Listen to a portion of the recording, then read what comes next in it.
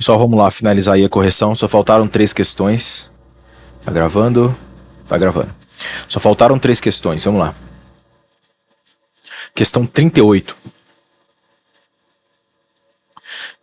Questão 38 diz assim: uma fibra ótica é um guia de luz flexível e transparente, cilíndrico, feito de sílica ou polímero, de diâmetro não muito maior que o de um fio de cabelo, usado para transmitir sinais luminosos a grandes distâncias, com baixas perdas de intensidade.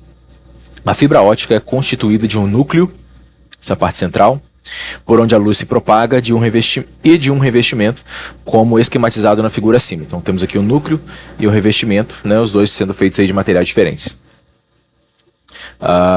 Aqui, corte longitudinal, sendo o índice de refração do núcleo 1,6. Então temos assim, ó,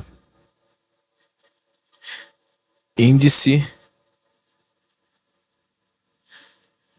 Calma. Aí. Índice de refração no núcleo é 1,60. O índice de refração no revestimento, 1,45. Ok. O menor valor de ângulo de incidência θ do feixe luminoso para que toda a luz incidente permaneça no núcleo é aproximadamente. Então, se vocês se lembram aí de reflexão total e ângulo crítico, esse valor de θ que ele quer é o ângulo crítico, ou seja, o ângulo para o qual, se eu incidir com a luz aqui, ele não atravessa mais. Ele passa aqui rasante, ó. Ou seja, ele quer o ângulo a partir do qual o raio de luz refratado forma um ângulo de 90 graus, com a normal. Se a gente jogar isso na lei de Snell-Descartes, vai ficar assim, ó. Índice de refração do núcleo vezes seno desse ângulo θ, que vai ser o ângulo crítico, igual índice de refração do revestimento vezes o seno do ângulo a partir do qual o raio de luz não passa mais, né, para o revestimento. Ele continua confinado aqui nesse núcleo. Então esse ângulo é 90 graus, né? Esse ângulo refratado aqui vai ser 90 graus. Aí qualquer ângulo acima do ângulo crítico vai ocorrer reflexão total e ele vai refletir aqui infinitamente até chegar no seu destino. Então esse ângulo aqui refratado vai ser 90 graus. Lembrando que esse é o ângulo em relação ao normal. Seno de 90 graus, a gente sabe que é 1. Então vamos ficar índice de refração do núcleo vezes o seno do ângulo crítico igual ao índice de refração do revestimento.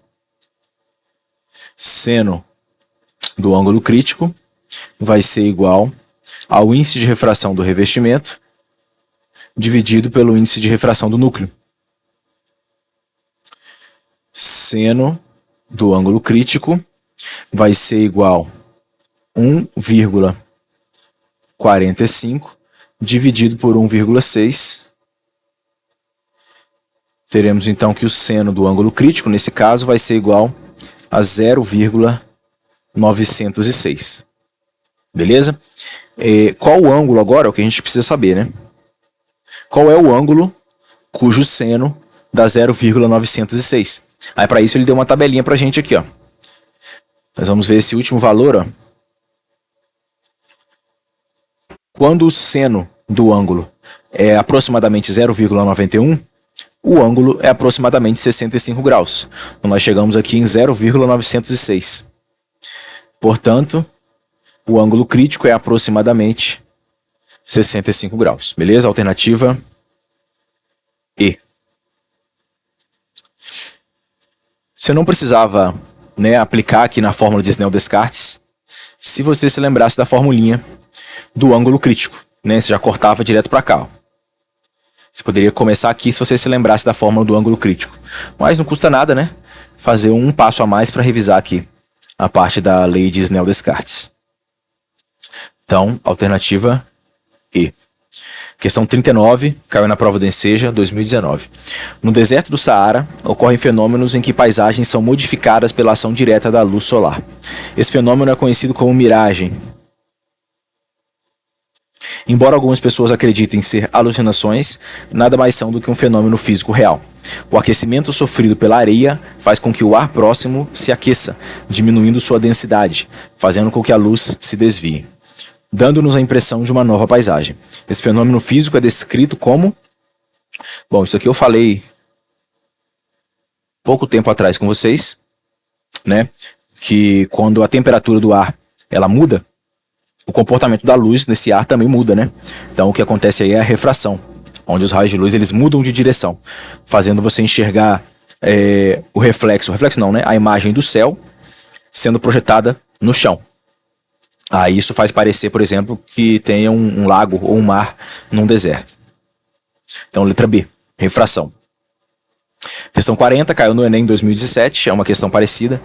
No hemisfério sul, o solstício de verão, momento em que os raios solares incidem verticalmente sobre quem se encontra sobre o Trópico de Capricórnio, ocorre no dia 21 ou 23 de dezembro. Nessa data, o dia tem o maior período de presença de luz solar. A figura mostra a trajetória da luz solar nas proximidades do planeta Terra, quando ocorre o fenômeno óptico que possibilita que o Sol seja visto por mais tempo pelo observador. Então aqui o Sol ele está aqui, essa é a posição real do Sol, mas aí devido a efeitos aqui da atmosfera, o raio de luz ele é curvado, levemente curvado, de maneira que ele faz essa curva e chega até o observador. Mas aí o observador enxerga a imagem do Sol como se estivesse mais acima, né? Qual o fenômeno óptico mostrado na figura? Novamente, isso aqui é um caso óbvio aí de refração também.